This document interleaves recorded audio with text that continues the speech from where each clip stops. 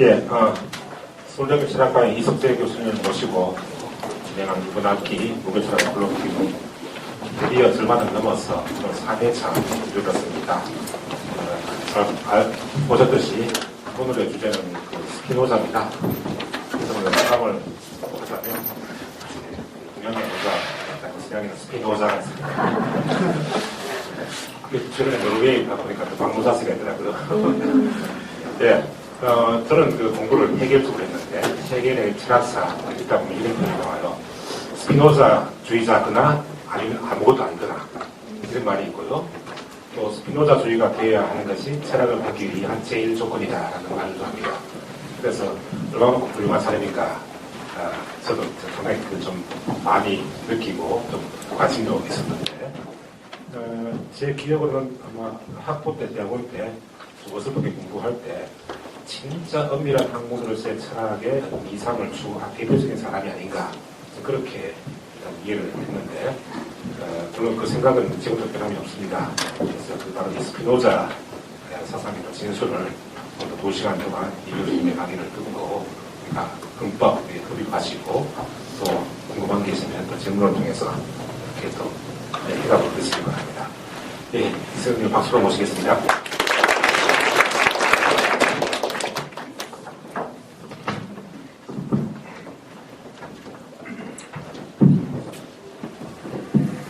감사합니다.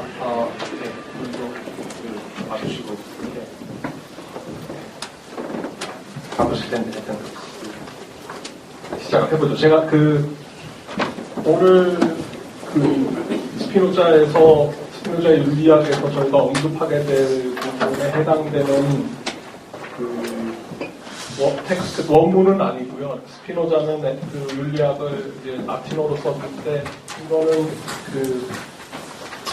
에드먼 커리라고 오랫동안 미시간 대학에 있던 사람이 영어로 번역을 한 겁니다. 제가 우리말로 번역을 시작을 했다가 번역을 하는데 너무 시간이 오래 걸려서 그냥 이게 엄밀하게 번역을 안 하게 되면 여러 가지 문제가 생겨날 수가 있기 때문에 그냥 쉽게 번역을 할 수 있는 것들이 아니었기 때문에 제가 외람되게도 이렇게 커리의 번역을 그냥 들고 왔습니다. 그래도 한번 보시면 어떤 형태로 이 사람의 철학이 진행되는지 아실 것 같아가지고 그래도 좀 보시는 게 나을 것 같아서 가져왔습니다.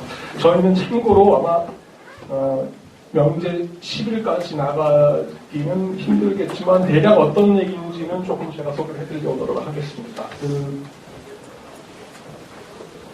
지난번에 데카르트에 관한 말씀을 드렸는데 데카르트가 갖고 있는 세계관에 굉장히 어찌 보면 큰 영향을 받고 그러나 그 세계관이 갖고 있는 여러 가지 한계를 갖다가 어찌 보면 극복하려고 했던 그런 철학자라고 이해할 수 있습니다.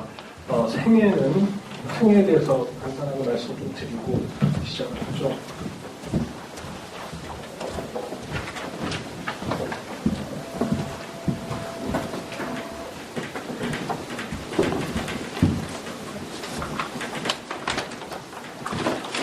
파문을 당하기 전에는 바로 스피노자라고 이름을 쓰다가 파문을 당하면 라틴어로 바꿉니다. 베네딕트로 이름을 바꾸는데 일생은 1636년에서 1677년 그러니까 그렇게 오래 살지는 않았고요. 암스테르담에 있는 비교적 중산층, 형편이 괜찮은 그런 집안의 자제로 태어났고, 그 집안은 포르투갈에서 이민을 온 유대인 집안에서 태어났습니다. 그래서,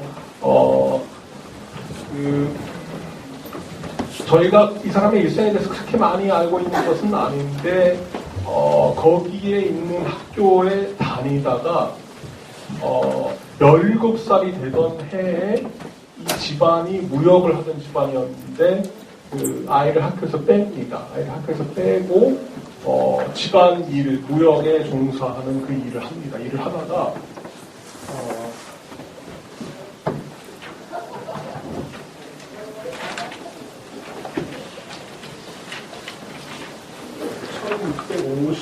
보시면 7월 27일에 기록이 있는데 이 유대 사회에서 파문의 정도가 여러 정도가 있다고 얘기를 하는데 이른바 최렘이라고 가장 높은 단계의 파문이에요. 그러니까 이거는 암스테르담에 있는 유대인 사회에서 최초로 이런 강도 높은 파문이 일어났다고 얘기하는데 그러니까 사회에서 격리돼서 나가야 될 뿐만 아니라 구성원이 아무도 만나면 안 돼요. 이 사람은. 그러니까 굉장히 심하게 대결이 됐던 것인데 이렇게 인간답지 못한 아주 monstроus라고 하는 표현이 있는 모양인데 괴물 같은 행동과 그다음에 가공할 만한 불경을 저질렀기 때문에 우리는 부자를 파문을 한다라고 하는 그런 수식어가 있는데 이 사람이 한 일이 뭔지에 대해서는 더 이상 자세한 상황은 없는데 우리가 오늘의 철학에서 볼 수 있듯이 스피노자가 얘기하는 신, 곧 자연은 구약에서 얘기하는 인격신과는 완전히 다릅니다. 완전히 다르고 스피노자 철학에 있어서의 어떤 스피노자가 가장 강조하려고 했던 것이 있다면 신이라고 하는 걸 갖다 우리가 이해를 할 때 절대 인격신이라고 이해를 하면 안 되고 또한 성경이라 구약이라고 하는 그 책 자체도 신이 우리에게 준 그런 텍스트라기보다는 역사적으로 구성이 된 어떤 역사적 유물로 우리가 바라봐야 되고 그 다음에 인간의 영혼 같은 건 절대 불멸하지 않고 몸이 사라지면 인간의 영혼도 죽고 그래서 굉장히 자연주의적인 그러한 자연주의라고 얘기할 수 있는 자연주의적인 어떤 세계관을 표방을 하기 때문에 그걸 우리가 고려했을 때 이 사람이 유대인들로부터 파문을 당했다는 게 그렇게 놀랍지는 않지 않은가라고 하는 추측을 하고 있을 뿐입니다. 그러나 실제 파문에 당했던 내용은 저희가 모르고요. 근데 파문을 당하고 나서 본인이 아주 달갑게 암스테르담을 떠나고 라이덴하고 헤이그, 네덜란드에 가보신 분들은 아시겠지만 라이덴하고 헤이그 근처에서 머물면서 유명한 말씀이 있죠. 이 양반이 그래서 생계를 유리알을 갖다가 가공하는 그 당시에 이제 헤이그하고 그 부분이 과학적으로 굉장히 발전을 했기 때문에 유리알 렌즈를 가공하는 그런 작업을 하면서 연명을 하고 철학적인 저술들을 집필을 합니다. 그래서 생전에 자기가 저자임을 밝히고 쓴 작품은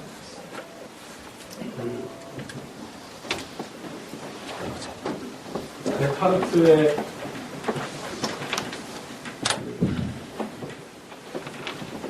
철학의 원리라는 저술이 있다라고 제가 지난주에 말씀을 드렸는데 데카르트의 철학의 원리의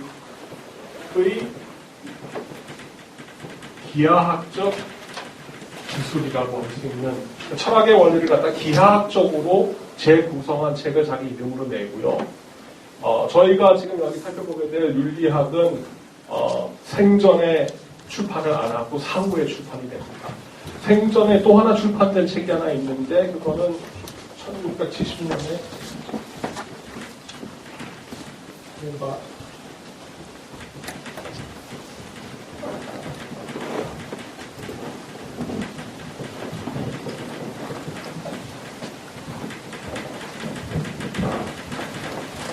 Theological Political Tractatus라고 하는 책이 있는데 말하자면 신학, 정치학, 논고라는 그러한 책인데 이거는 스스로가 저자임을 갖다가 밝히지 않고 출판을 하는데 여기서 아주 혁신적인 그런 내용들이 아까 구약에 관해서 우리가 어떻게 이해를 해야 될 것인지 그리고 종교적 자유를 갖다가 굉장히 강력하게 표방을 하고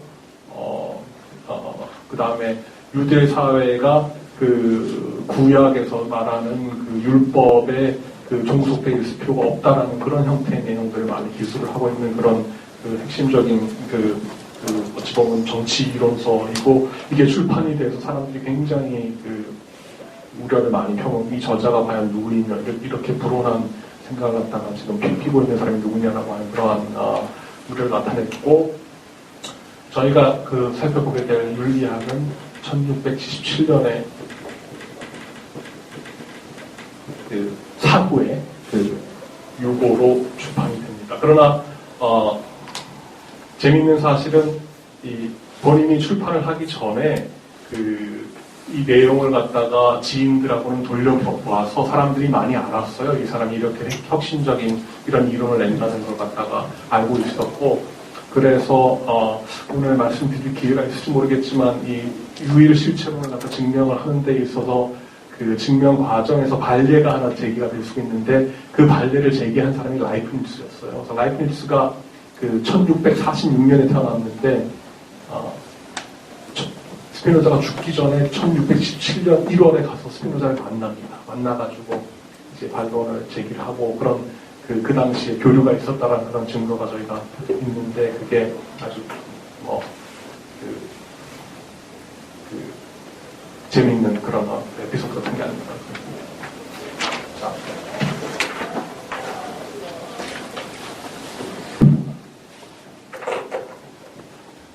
벗을 줄 알고 벗고 시작했는데 시작했고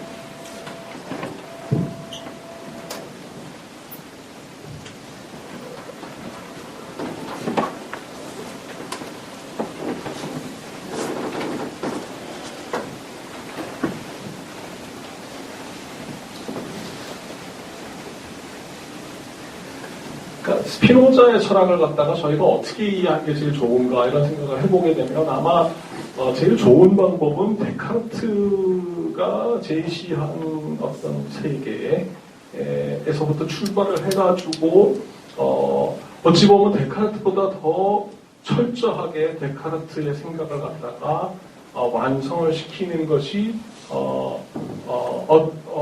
완성을 시킨다는 것이 어떤 것일까라는 형태로 생각을 해보면 좋을 것 같습니다. 그래서 데카르트하고 조금 비교를 한번 해보죠. 지난번에 저희가 살펴봤지만 데카르트는 일성찰에서 회의주의적인 그런 고려를 갖다 제기를 하는 걸 보게 되면 나름대로 자기가 이제 새로운 세계관을 제시를 하려고 하는데 왜 이 세계관이 정당한 세계관이고 왜 이 세계관을 갖다가 우리가 받아들여야 되는지 나름대로 이유를 대려고 굉장히 노력을 많이 하죠. 왜 기존의 세계관은 왜 폐기가 돼야 되는 것이고 폐기가 된 세계관 후에 우리가 어떤 방식으로 세계를 이해해야 될 것이고 세계를 이해하는 방식이 어떤 방식이어야 될 것이며 어떤 경로를 통해서 우리가 세계를 이해할 것인가 곧 이성을 통해서 우리는 세계를 이해를 해야 되겠다는 식으로 자기의 세계관을 갖다 정당화를 시키려고 하는 그런 노력을 많이 했다고 한다면 그래서 어찌 보면 인식론, 제1성찰에서 나오는 인식론에서 형이상으로 옮겨온다고 생각하게 되면 스피노자는 그런 노력을 전혀 안 해요. 그러니까 왜 자기의 세계관을 갖다가 받아들여야 되는지 정당화 작업을 전혀 하지 않고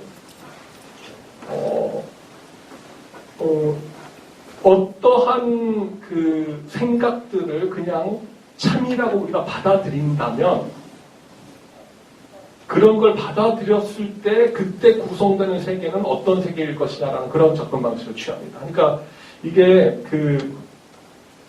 이 사람의 책에서도 볼 수가 있는데 이 철학책으로는 굉장히 특이하게 쓰여져 있습니다. 이게 지금 제가 나눠드린 걸 보시면 알겠지만 정의가 쭉 나오고요. 그 다음에 공리들이 정의가 8개가 나오고 그 다음에 공리가 7개가 나옵니다.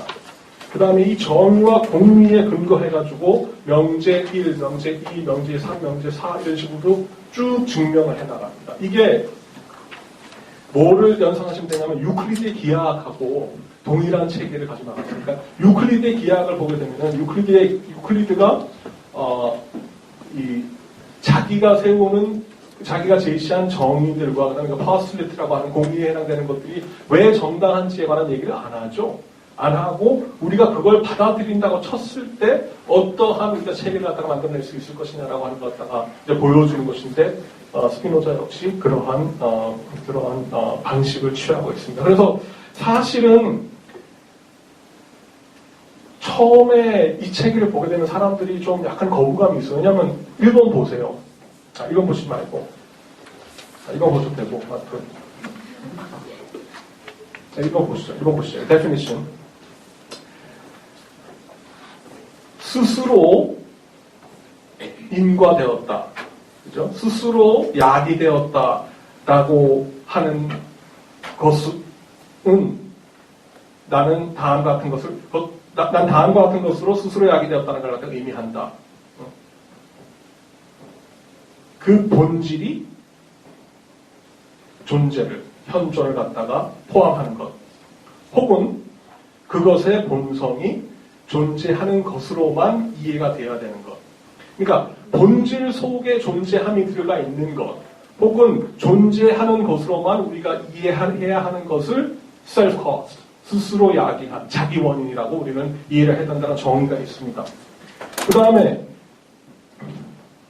공리 1번을 보세요. 공리 1번은 모든 것들은 그 자체로 있거나 어떤 다른 것에 있다.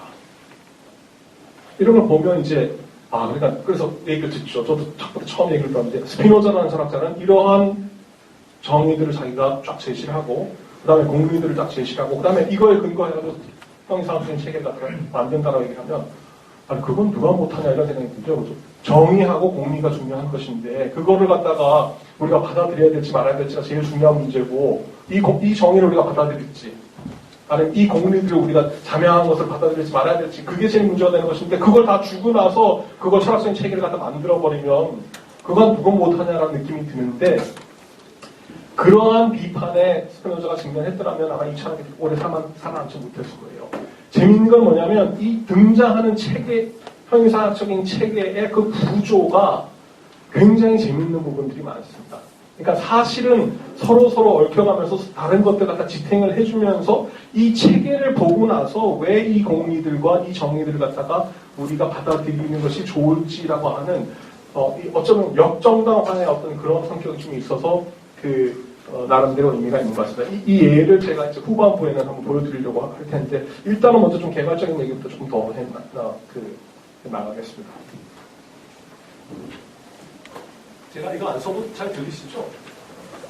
잘 들리시죠? 그 스스로 저겁니다.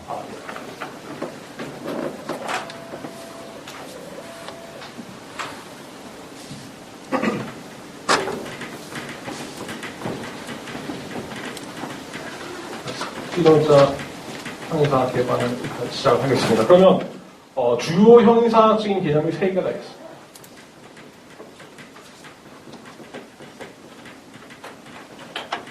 그 3개가 하나는 실체, 두 번째는 속성, 세 번째는 양태.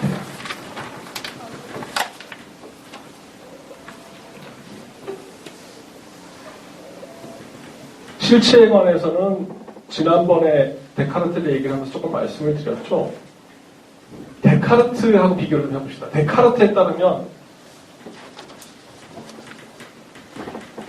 따르면 실체는 두 가지 종류가 있습니다.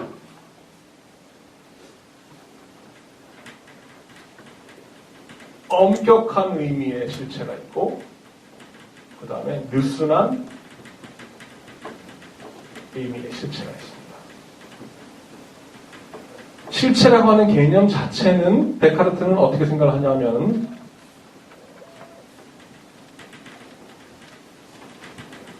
독립적인 것, 그 자체로 존재할 수 있는 것, 무엇에 의존되지 않은 것. 이게 그렇게 낯선 사고는 아닌 게 정말로 있는 것이 무엇이냐 이런 물음을 갖다가 물었을 때 정말로 있는 것이 무엇이냐라고 물었을 때 그 자체로 있는 것, 어떤 다른 것에 의존되어 있지 않고 스스로 있는 것, 독립적으로 존재할 수 있는 것, 그게 진짜로 있는 것이라는 생각이 데카르트가 제시한 생각입니다. 그게 이제 실체의 출발점인데 데카르트는 진정한 의미의 실체는 하나밖에 없다. 신밖에 없다는 걸 인정을 해요. 신. 근데 신만 실체라고 얘기를 하게 되면 우리는 뭐가 되냐. 그러니까 상대적으로 독립성은 있는데 그러나 신에게는 의존적인 그러한 좀 느슨한 의미의 실체도 있다. 그게 뭡니까? 이원론에 해당되는 정신과 물질. 정신은 사유하기만 하면 존재하죠. 그러니까 물질에 의존적이지 않고 물질은 연장되어 있기만 존재하니까 정신에 의존적이지 않고 서로 독립적입니다. 그러니까 나름대로 독립성을 가지고 있긴 한데 대신 데카르트는 뭘 철저하게 인정을 하냐면 정신과 물질은 신에게는 의존되어 있다고 얘기해요. 그러니까 세상에 있는 피조물들은 다른 의미에서는 독립적이지만 신에게는 의존적입니다. 이게 데카르트의 실체입니다. 스피노자는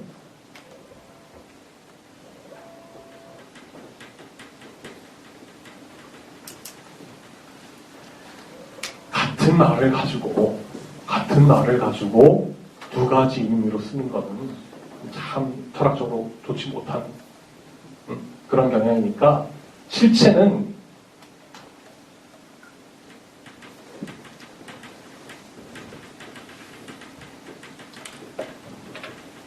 엄격한 의미에서 실제, 곧 절대적으로 독립적인 것으로 생각을 하자. 그러니까 신만이 실체에 있다는 걸 갖다가 주장합니다.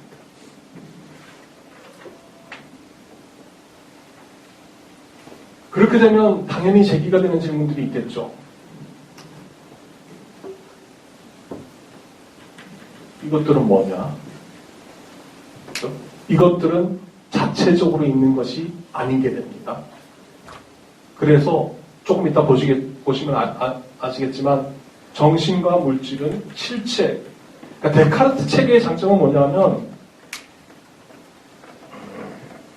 단점부터 얘기를 할까요? 스피노자는 보기에는 이렇습니다. 스피노자는 실체라고 하는 개념이 뭔가 곰곰이 생각을 했는데 데카르트가 굉장히 재미있는 생각을 제시를 해주고 나름대로 의미 있는 답을 해줬다. 그 자체로 있는 것, 독립적일 수 있는 것, 다른 거에 의존적이지 않은 것, 그게 진짜 있는 거 맞네요. 데카르트 진짜 현명하게 그렇게 잘 얘기를 해놓고는 근데 그런 의미의 실체 말고 다른 의미의 실체도 있어. 어떤 의미의? 상대적인 의미의 실체. 우리 같은 것들은 상대적으로, 왜냐면 우리는 신에게는 의존되어 있지만 그러나 다른 것에는 의존되어 있지 않으니까 나름대로 독립적인 점에서는 실체다운 면이 있지만 그러나 궁극적으로는 또 신에게 의존되어 있으니까 실체답지 못하는 그런 약간 느슨한 의미의 실체도 있다라고 얘기를 하니까 스피노자는 너무 싫은 거예요. 엄격한 의미의 실체, 철학을 하는데 지금 엄격한 의미의 실체를 쓰자라고 주장을 하는 겁니다. 대신 데카르트는 스스로가 이렇게 이중적인 의미를 갖다 허용함으로써 뭐가 가능해지냐 하면 정신과 물질이 그 나름대로 어떤 독립성을 갖는 것으로 인정을 해줄 수가 있는데 스피노자에게 보면은 정신과 물질이 양태, 인간의 정신 그리고 인간의 몸은 양태의 그 존재로부터 지위를 갖게 됩니다. 양태가 뭔지가 이제 말씀드리겠습니다. 속성은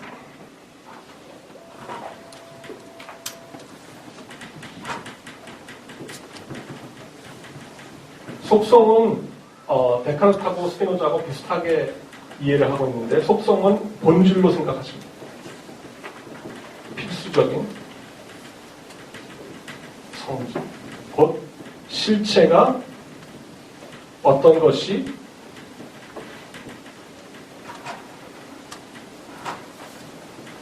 실체일 수 있게끔 하는 성질. 그래서 속성으로 이건 attribute이라고 하는데 속성의 예로는 데카르트는 사유, 연장, 그렇죠? 생각하는 것, 그 다음에 펼쳐져 있는 것을 속성으로 들고 있고 스피노자도 속성으로는 사유, 연장이 있다고 인정합니다.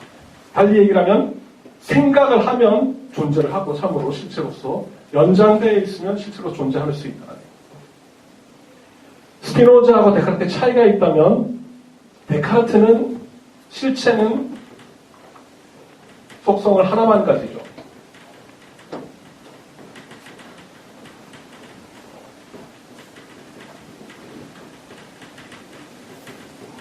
스피노자는 실체가 복수의 속성을 가질 수 있어요.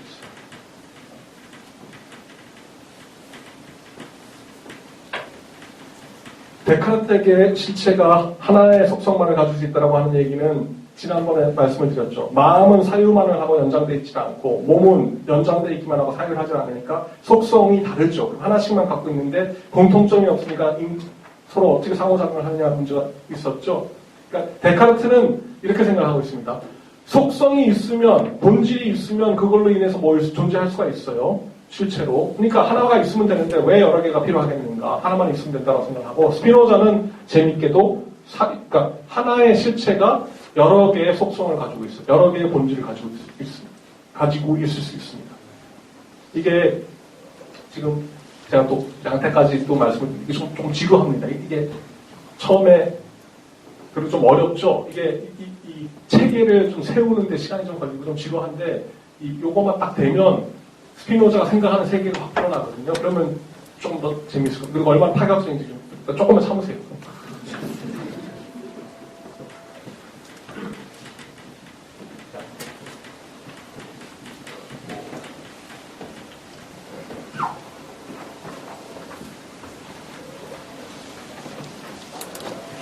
실체에 대한 정의는 정의 3에 있고요. 속성에 대한 주장은 정의 4에 들어가 있고, 양태가 정의 5에 나눠드리고 있거든요. 자, 양태는 뭐냐면 기본적인 성질이 아니고, 그죠? 본질, 속성이 아니고 본질 혹은 속성을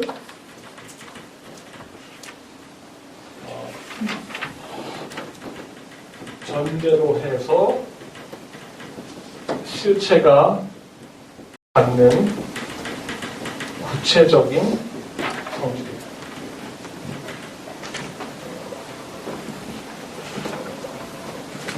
이게 도대체 무슨 얘기냐? 예를 들면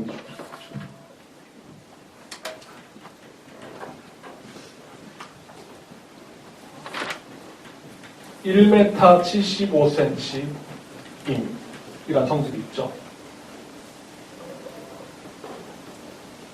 어떤 것이 1m 75의 길이를 가지고 있다는 성질이 있죠. 그런 게 양태입니다. 이게 뭘 전제를 합니까? 이러한 구체적인 성질을 갖기 위해서는 어떤 본질이 있어야 돼요? 연장된 길이라든지 크기가 있어야 되는 것이죠. 그러니까 연장이라고 하는 게 본질이고 본질이라고 하는 게 있을 때 구체적으로 어떠한 것이 무엇이 실체가 가질 수 있는 구체적인 성질이 양태입니다. 1m 75cm 그 다음에 5kg임 그 다음에 삼각형 이런 성질들이 다 양태입니다. 정육면체임, 책상 같은 모양임, 의자 같은 이게 다 어떤 뭐의 양태들이에요? 연장의 양태. 또 어떤 양태들이 있을 수 있을까요?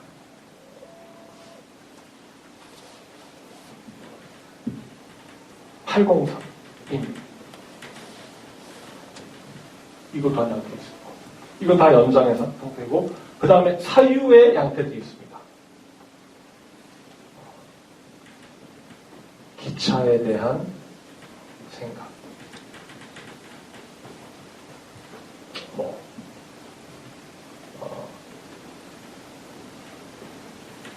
배에 대한 생각.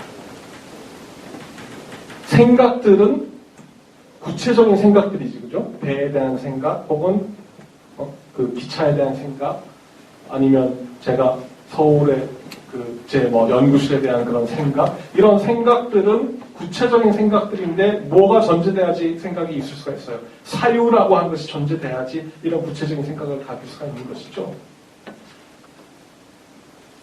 어떻게 이 구도가 이해가 좀 되세요? 혹시 저랑 안 되면 말씀해 주세요. 조금 분명하거나. 그러니까 어떤 것이 있는데 참으로 존재하는 것이 있는데 그것이 참으로 존재하기 위해서 기본적으로 갖고 있어야 되는 본질적인 성격. 그게 없이는 참된 그것이 일 수 없는 그런 성질들이 있는데 어떤 것이 있다고 할 때 그 있는 게 실체고 그것이 본질적으로 가지고 있어야 될 속성이라고 하는 게 성질이라고 하는 게 속성이고 그 다음에 구체적으로 그것이 갖고 있는 그러니까 어떤 그 성질들인데 그것을 반드시 여기서 중요한 얘기는 반드시 그 양태가 있어야지 그 실체가 존재하는 건 아닙니다. 자, 들고 있게요. 자, 제가 지금 서울에 있는 제 연구실이 얼마나 지저분하고 지금 안 치워가지고 막 굉장히 가보시면 깜짝 놀랐습니다. 오는데 막 책이 있고 하여튼 그 생각을 하고 있습니다. 그죠? 그러다가 여기를 딱 보고 있으니까 이 책상은 굉장히 이 강의실은 참 깨끗하다는 생각을 했어요. 생각이 바뀌었습니까? 안 바뀌었어요? 바뀌었죠? 아까 있었던 연구실에 대한 생각은 사라지고 지금은 이 강의실에 대한 생각이 있었죠. 근데 저는 유지가 됩니까? 안 됩니까? 저는 계속 있죠. 왜 그렇습니까? 저는 사유를 기본적으로 할 수 있는 존재이기 때문에 사유를 하는 한은 저는 존재를 하는데 구체적인 생각들은 바뀌어도 저는 존재를 합니다. 그러니까 이 구체적인 생각들, 없어도 그만인 것들, 그것들이 사라져도 되는 것들은 양태들이고 그러나 기본적으로 저를 저이게끔 유지를 해주는 건 뭡니까? 속성인 거예요. 물질도 생각을 해보세요. 차례덩어리 가져와가지고 차를 동그랗게 만들었다가 그죠? 아니면 납작하게 네모나게 만들었다가 여러 가지를 바꿀 수가 있는데 그거는 없어지지는 않죠. 왜 없어지지 않습니까? 연장이라고 하는 속성을 가지고 있지만 구체적으로 그것이 띄고 있는 모양은 바뀌어도 되죠. 그러니까 이뤄도 되는 성질이 양태고 이르면 없으면 안 되는 성질이 속성입니다. 그러니까 뭐가 더 중요합니까? 실체에게 속성이 더 중요해요. 속성이 우선되는 겁니다.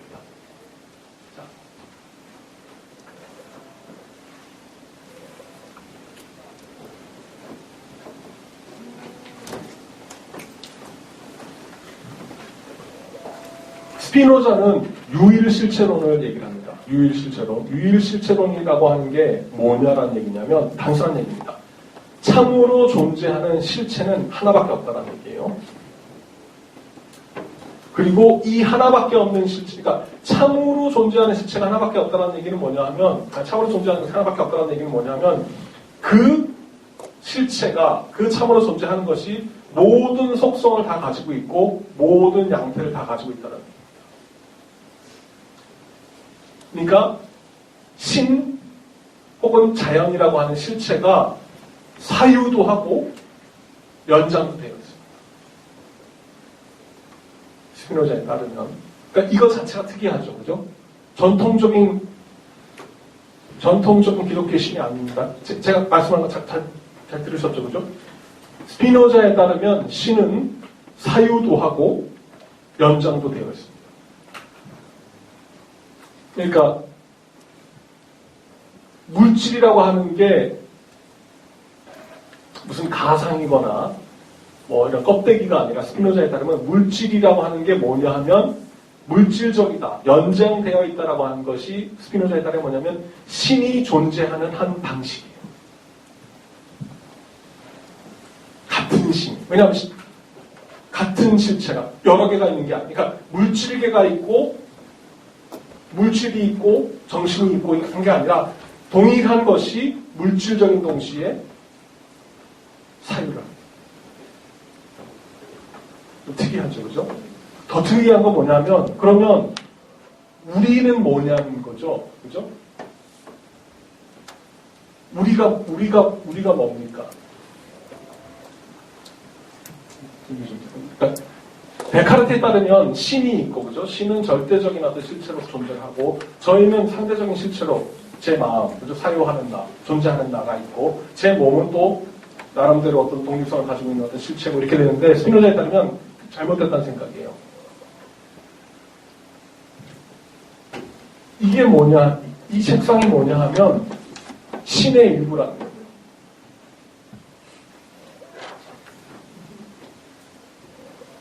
신이 연장되어 있죠, 그죠? 신이 연장되어 있는 구체적인 방식이에요. 그러니까 우리가 이것도 그렇고, 이 컵도 그렇고, 이 물병도 그렇고, 선풍기도 그렇고, 뭐 전부 다 여기에 물질적인 모든 것은 뭡니까? 신의 양태란 말이에요. 물질적인 양태. 그러니까 초월적인 신이 아니라, 그죠? 신이 이 세상을 초월해 있는 게 아니라, 지금, 그러니까 물질의 총체가 신이에요. 신이 어떻게 나타난? 물질적으로 나타난. 자, 여기까지는 괜찮을지 몰라요. 여기까지 괜찮을지, 근데, 제 몸이 뭡니까? 신이 물질적으로 드러난 거의 일부입니다. 그러니까 이게 범신론이라고 하는 입장이 스피노자에게 어쩌면 가장 강력한 형태로 드러났죠. 데카르트에 따르면 제 몸은 뭡니까? 신이 제 몸을 따로 만든 거죠. 어떤 물질적인 걸 따로 만들어가지고 이게 나름대로 어떤 독립성을 갖고 있는 거 아닙니까? 근데 스피노자에 따르면 신이 몸을 만든 게 아니라 몸이 신이에요. 신의 전체는 아니죠. 신의 일부이죠. 그러니까 이 물질적인 우주가 신이 물질적으로 드러나는 형태입니다. 자, 거기까지도 괜찮을지 몰라요. 거기까지도. 근데 이제 사유에 대해 생각해 봅시다. 제 영혼이 있죠. 데카르트에 따르면, 그죠? 생각하는 나.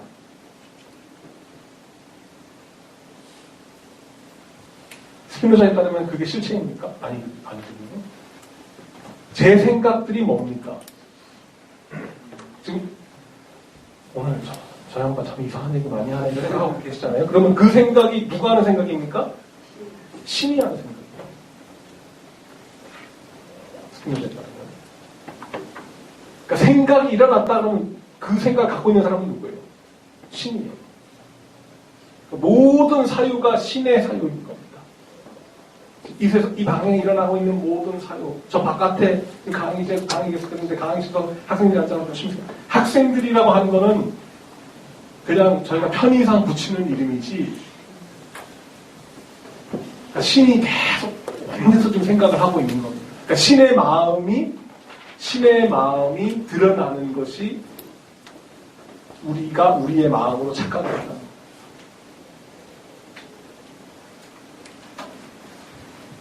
그러면 스피노자한테 이런 문제도 선생님 좀 이상한데요. 왜냐하면 권대중 선생님 생각하고 제 생각하고가 다른 것 같고 뭔가 좀 본질적인 차이가 있는 것 같은데 이게 다 신의 생각이라면 이게 말이 됩니까? 스피노자가 무슨 얘기냐면 굉장히 큰 차이가 있다.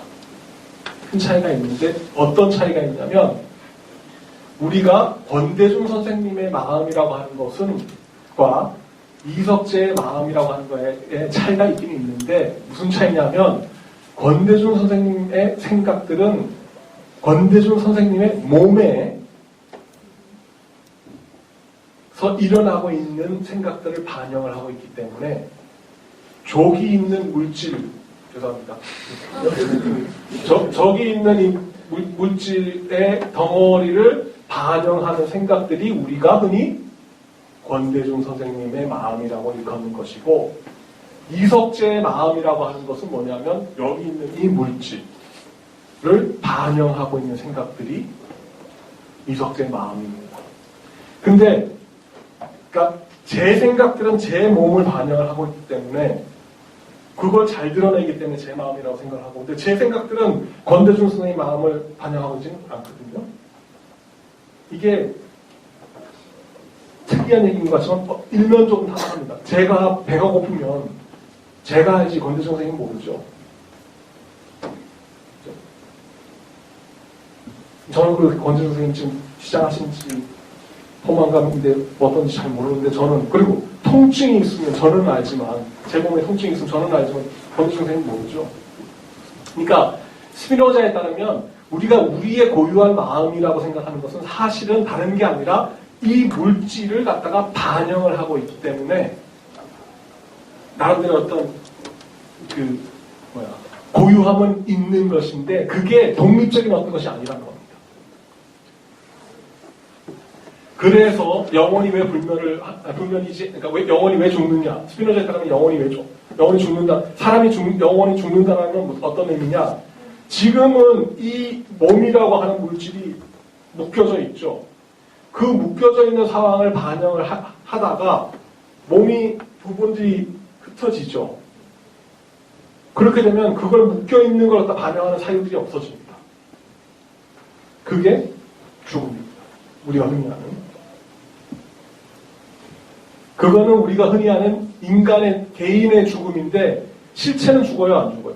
안 죽죠. 왜? 이 몸을 이루고 있는 물체들은 흩어지죠. 그러면 그 흩어진 각각의 제 몸의 부분들에 대한 생각들은 남아 있습니다. 누구의 마음에? 신의 마음.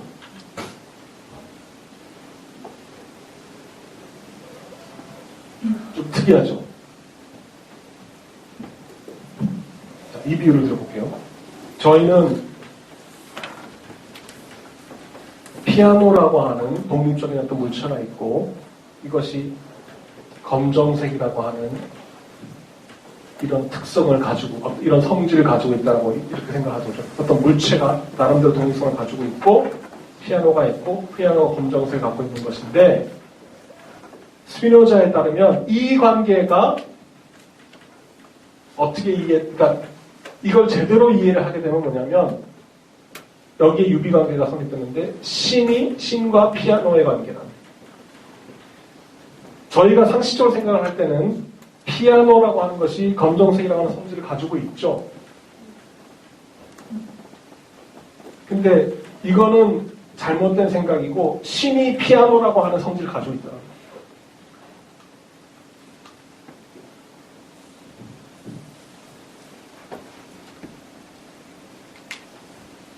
이 스피노자가 그리는 세계가 좀 와 닿으세요?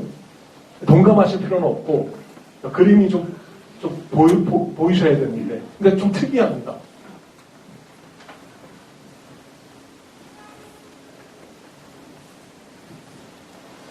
데카르트는 몸과 마음을 분리를 해가지고 그래서 마음이라고 하는 게 몸하고부터 분리가 돼서 독립적으로 존재할 수 있기 때문에 불면한다고, 영어 불면한다고 생각하지 않았습니까?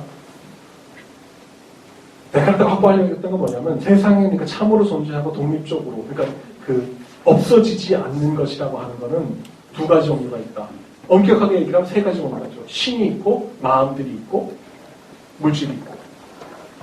근데 신은 마음과 물질을 창조했고 그런 의미에서 정신과 물질은 신에 의존적이지만 신이 한번 창조한 정신과 물질들이 없애지는 않으니까 세계에 영구히 지속되는 것들은 그런 세 가지 종류이고 굉장히 숫자가 많아요. 그죠? 마음들도 굉장히 많고 정신들도 굉장히 많고 물질적인 것들도 굉장히 많고 아주 많죠. 그러니까 독립적으로 존재하는 참으로 존재하는 것 갖다가 데카르트한테 세봐라 그러면 데카르트가 이거 굉장히 많아요. 세기 힘들 정도로 현재 정신들을 세봐라 그러면 정신들은 지금 한 60억 개 정도 될 거고요. 물질을 세봐라 그러면 훨씬 더 많습니다. 거기다가 신까지 못해야 되니까 굉장히 많습니다. 이렇게 얘기를 할 건데 스피노자한테 물어보면은 참으로 독립적으로 존재하는 건 몇 개냐 그러면 하나. 딴 건 다 뭐냐면 신이 존재하는 구체적인 방식들이다.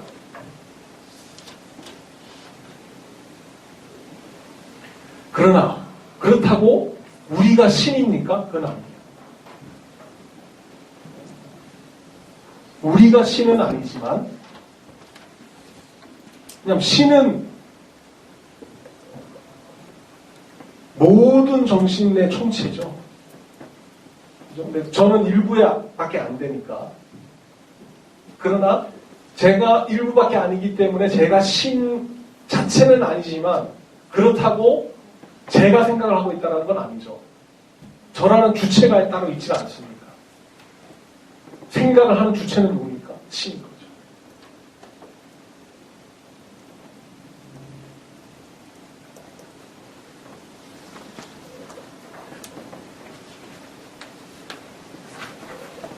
아까 그 얘기 다시 한번 그걸 말씀드리고 이 얘기 다시 한번.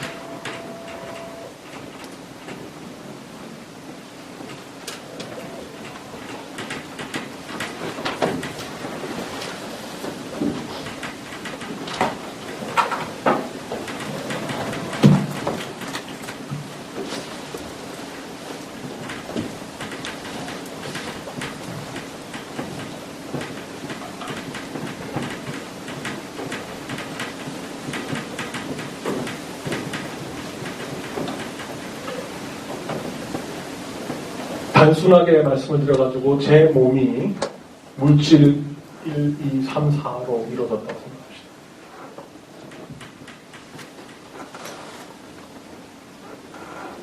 물질 1, 2, 3, 4로 이렇게 이루어져 있는데 원래 물질 1, 2, 3, 4로 이루어져 있었던 것은 그러니까 물질 1, 2, 3, 4가 이렇게 묶여져 있지 않았다고 생각합니다. 그 상황은 어떤 상황입니까? 제 몸이 물질 1, 2, 3, 4라고 이루어져 있다면 제 몸이 이렇게 묶여져 있지 않았을 상황은 언제입니까?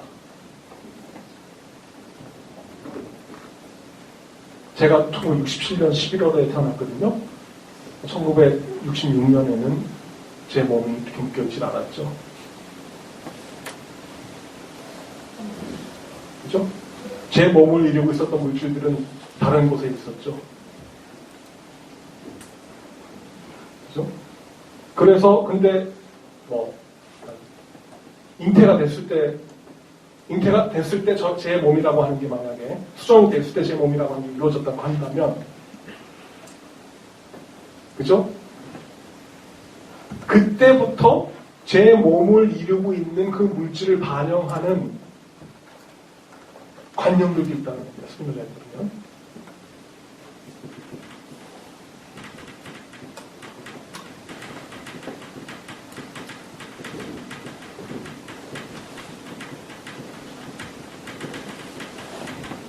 이 관념들이 여기를 반영을 해요.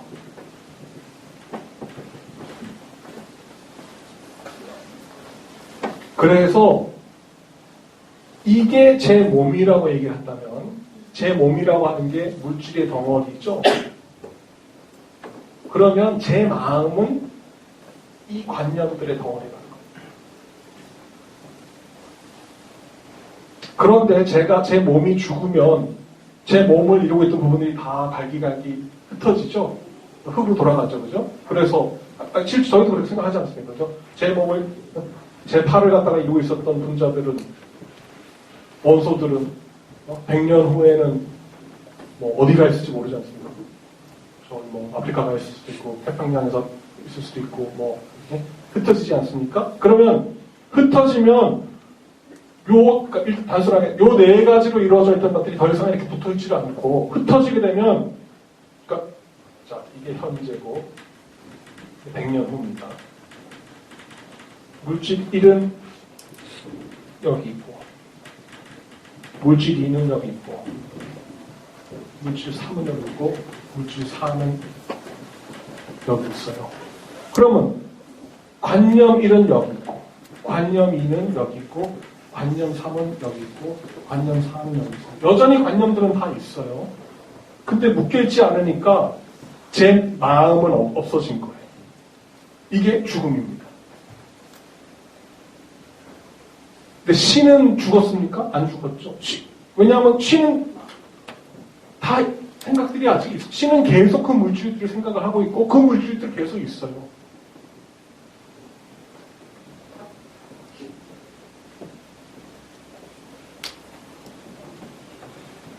연장되어 있는 신의 연장 방식이 바뀌었을 뿐이라는 얘기입니다. 그래가지고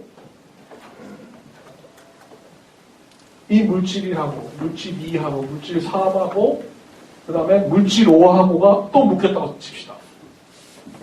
그러면 그 묶여있는 상황을 반영하는 생각들도 또 묶이겠죠. 그죠? 그러면 어떻게 된 거예요? 누가 태어난 겁니다. 우리가 말할 때 누가 태어나는 거예요. 근데 신의 입장에서는 바뀐 게 있어요. 특별히 신의 입장에서는 어떤 변화가 있었을 뿐이에요. 붙어져 있던 것들이 붙었다가 떨어졌다가 늘 신이 있었던, 신이 드러났던 그 부분들의 배열이 바뀌었다는 것. 그러니까 신은 변하지 않았어요. 어떤 면에서. 있었던 것들은 늘 있었는데, 그러니까 우리의 마음, 우리가 영혼이라고 독립적인 것이라고 생각하는 큰 착각이라는 겁니다. 스피노자에 따르면. 딴 게 아니라 신이 물질적으로 현신한 그거의 어떤 반영들인데 우리가 독특하다고, 나름대로 어떤 독립성을 갖고 있다고 생각합니다.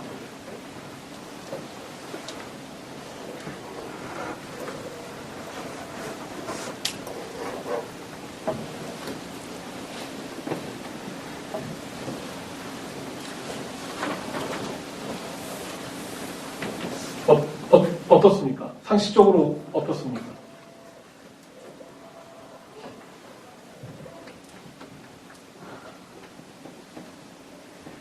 이 얘기를 받아들이면 어떤 함축들이 있어요? 저희는 도덕적으로 누구를 갖다가 어떻게 당신 그럴 수가 있어? 혹은 뭐 요새 도덕적으로 누구 비난하기도 하고, 그죠? 또 아니면 도덕적으로 칭송하기도 하고, 어떤 사람은 어떤 행동을 갖다가 마음대로 자기가 나름대로 하는 주체라고 저희가 생각하지 않습니까? 근데 인간의 마음이라고 하는 것이, 혹은 인간의 정신이라고 하는 것이 이런 것에 불과하다면 어떤 도덕적 책임을 갖다가 묻고 혹은 칭송을 하고 그럴 주체라는 게 여기서 발견이 되질 않아요.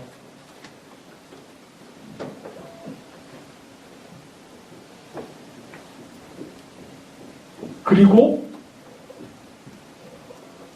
어찌 보면 저희가 각각이 이렇게 이렇게 험난한 바다에 각각이 홀로 있는 어떤 고유한 어떤 독자적인 어떤 정신, 이런 생각도 다 틀린 얘기입니다. 그죠? 난 정말 고독해. 혼자 있는 존재다. 이런 것도 다 말이 안 되는 얘기입니다.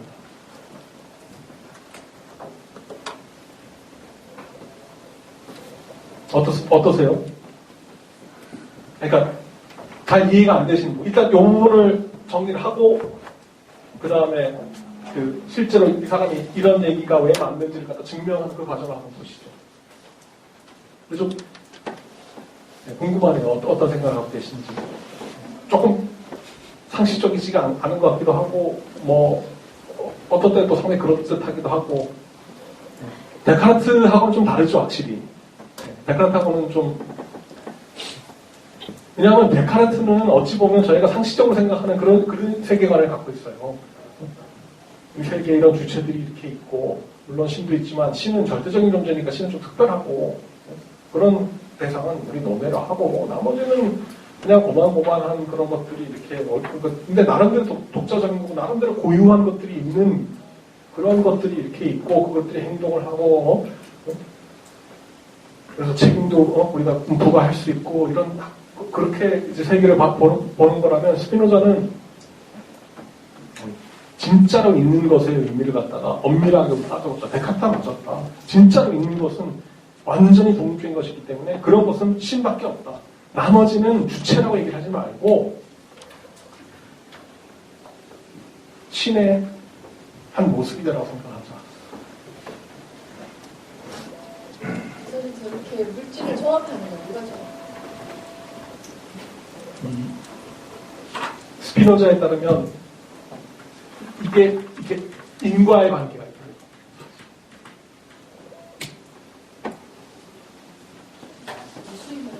무수히만. 그거를 인과의 관계가 있고, 그 다음에 공간적 근접성.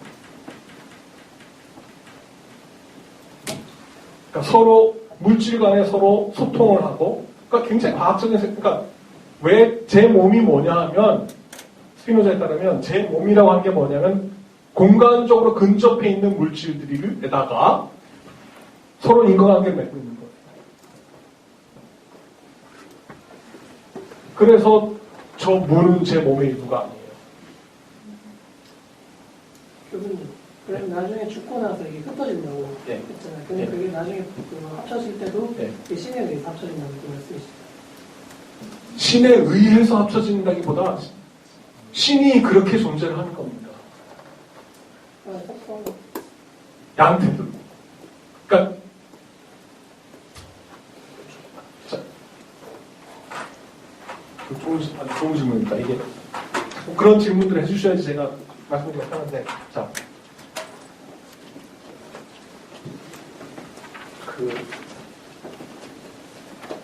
모든 물질이 없어지고, 네? 스피노자 체계에서 모든 물질이 없어지고 요 두 개만 남았다고 상상을 해봅시다. 물론 거짓이지만, 그죠? 그러니까 삼라만상, 물질적인 삼라만상이 다 없어지고 요 두 개만 이렇게 있다고 칩시다. 그러면 신입니다. 이 두 개가 신이에요. 신이 스스로를 물질적으로 드러내는 게 이렇게 드러내는 겁니다. 그러다가 이렇게 되면은 신이 존재하는 방식이 바뀌었어요.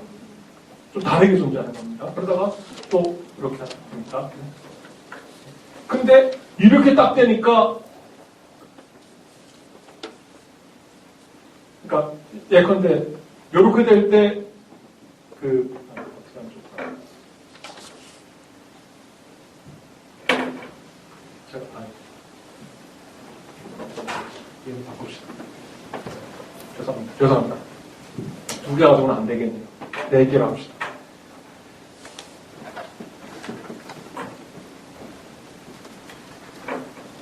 그러니까 아니면 애초에 물질이 요 네 개밖에 없으니까 요 양태들이 요거밖에 없었다 하면 신이 물질적으로 이렇게 존재를 하다가 또 신이 이렇게 존재를 하다가,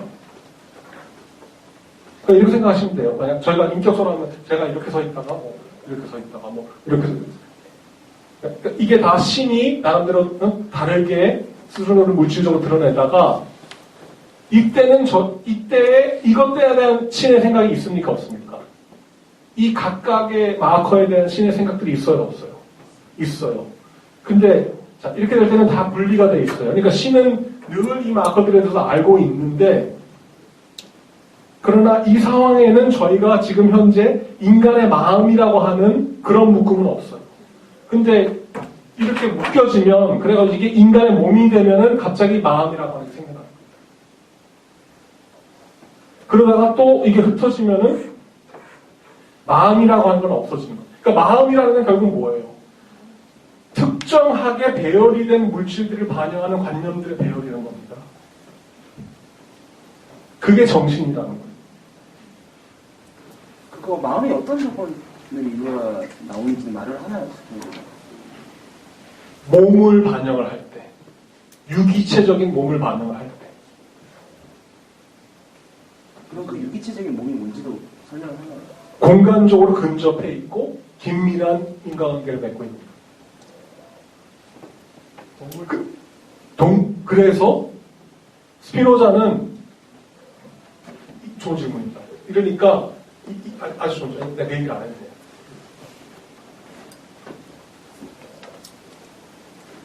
쟤도 마음이 있고 얘도 마음이 있고 문도 마음이 있고 다 마음이 있어요. 왜냐하면 공간적으로 근접해 있고 긴밀한 인과관계를 맺고 있죠. 그러니까 인간 마음이 독특하다는 게 아니에요. 그러니까 범정신론입니다. 카메라도 마음이 있고 시계도 마음이 있고 제 신발도 있고 뭐 다 없는 게 마음이 온 데가 마음이에요. 왜? 모든 물질을 반영하는 생각이 있어요. 그러니까 스피노자가 말하는 신의 전지함이라는 얘기가 딴 얘기가 아니라는 거예요. 신이 모든 걸 안다는 얘기는 뭐냐면 모든 물질적인 걸 다 아니까 거기에 상하는 관념이 다 있다는 겁니다. 그러니까 우리 몸이 공간적으로 근접해 있고 긴밀한 인간관계를 맺고 있는 그 물질을 갖다 반영하는 마음들의 묶음이 관념들의 다발이 정신이나 마음이라고 한다면 모든 물질 덩어리들은 마음이 있어요. 여기도 마음 4개 있습니다. 정신이 4개가 있어요. 그런 점에서는 제 마음이나 이 마커의 마음이나 차이가 없다. 선생님, 만약 그러면 어떤 사람이 네. 심장 이식 수술을 받았다고 하면 네. 심장에도 마음이 존재라고 하거나 그 사람은 수술 받기 전이나 후라는 마음이 바뀐다는 거예요. 마음이 바뀌었죠. 다른 마음. 그리고 매 순간 마음이 다른 마음이에요. 그냥 제가 세포가 좀 죽었거든요. 수만 개가 좀 떨어졌거든요. 다른 마음. 밥 먹을 때마다 다른 마음. 그럼 그 심장을 이식할 때 그 멀리서 있는 심장을 갖고 와서 내 몸에 집어넣을 때 그 인과관계는 네. 공간적으로 멀리 있고 어떤 인과관계가 왔느냐. 그렇죠. 물질적인 변화를, 그러니까 아주 좋은 질문. 그러니까 그쪽에서 어떤 물질이 그 심장을 칼질을 해서 떼내고 그게 어떤 물질에 의해서 통에 넣어지고 어떤 물질에서 냉장이 되다가 이게 와가지고 저한테 온 거고 거기에 해당되는 관념들은 다 있고 근데 이 공간적인 근접성 안에 와서 유기적인 관계를 맺을 때 그때 형성되는 관념의 덩어리가 제 마음인 건데 그게 새로운 게 들어왔기 때문에 제 생각이 바뀝니다. 새 심장이 들어오기 때문에 저는 인과관계가 인과관계는 특별한 인과관계는 아니고요. 그냥 물질과 물질 간의 물리법칙이 성립하는 겁니다. 실체의 네. 정의에서 네.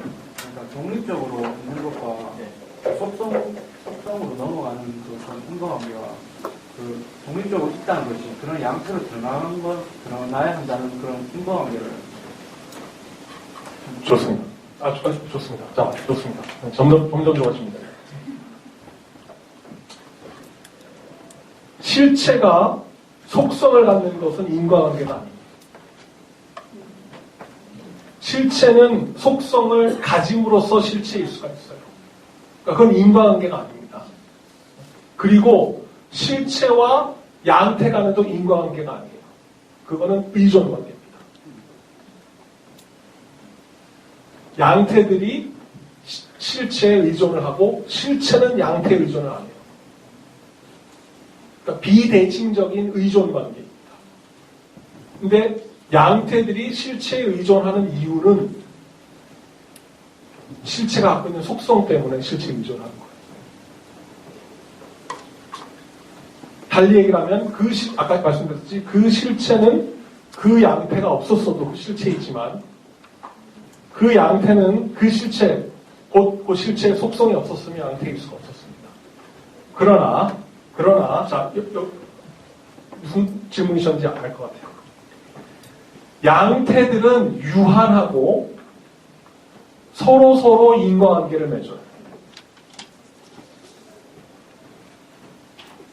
근데 서로 인과관계를 맺는다는 얘기는 뭐냐면 양태 1이 물질적 양태 1이 물질적 양태 2를 야기시키고 물질적 양태 2가 물질적 양태 3을 야기시킨다는 얘기는 뭐냐면 물질적 양태 2가 있기 위해서는 외부로부터 야기가 되어야 되는 것이죠. 그러니까 이 양태라는 겁니다. 스피노자에 따르면. 자기의 존립 근거가 없어요. 밖에서 인과가 되었다라고 하는 것이 바로 양태라는 점을 드러낸다는 겁니다. 인과관계에 있다라고 하는 것이 제 몸을 이루고 있는 이 양태들이 있잖아요. 그죠? 제 몸을 이루고 있는 양태들이라고 하는 게 누가 와가지고 야구, 몽둥이로, 야구 몽둥이는 잘 안 떨어지죠. 좀, 얘들이 제가 좀 약간 과격한 점이 많은데, 제가 이렇게 팔을 다 들고 있는데 누가 와서 칼로 탁 자르면 팔이 툭 떨어져 나갈 거 아닙니까? 그죠? 그러면 이 몸이라고 하는 양태가 그런 외부적인 것에 의해서 바뀔 수 있다라고 하는 것 자체가 이미 이것들이 양태라는 걸 보여준다는 거예요. 의존적이라는 겁니다.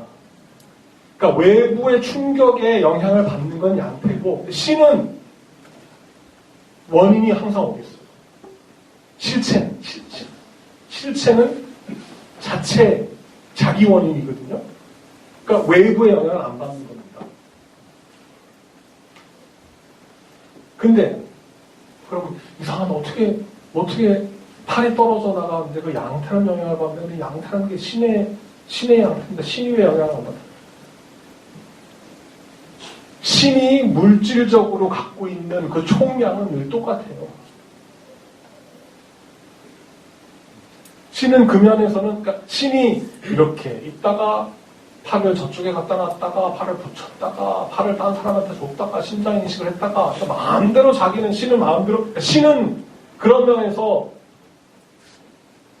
바뀌질 않는데 그 부분들은 바깥의 영향을 받아서 바뀐다.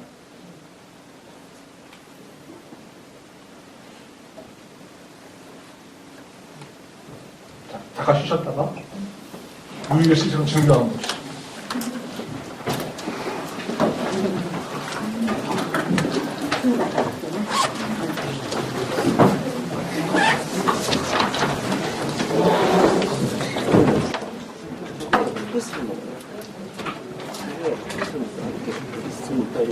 내 앞으로 있는 거야. 주고 싶어서 나가려고 하고 이 순간인 거야. 하도 그런데 빈자리잖아. 왜 나한테 주고 싶어서 쟤네들이 생각이 안에 남들을 그렇게 해야 돼. 순간 앞에 내미니까 이거 놔주려고 이렇게 쓱 쳐다보니까 내가 갑자기 내 얼굴이 굶었어. 정말 중요한 사실은 입에 들어갔어. 그래서 지금 풀피스 냄새가 굶었어.